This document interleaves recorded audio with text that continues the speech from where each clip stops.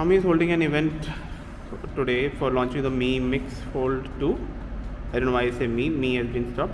They are also launching one more phone on the Redmi K50 Extreme Edition.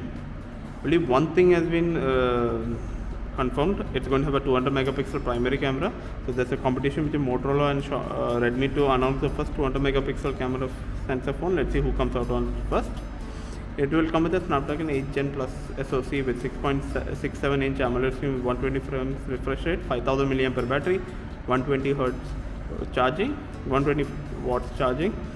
But it's going to have a 8 megapixel ultra wide camera and 2 megapixel macro camera. That is shit. And in this event also they will be launching the Pad 5 Pro 12.4, Buds 4 Pro TWS and a Watch S1 Pro. So it's going to be a packed Xiaomi event, packed Motorola event.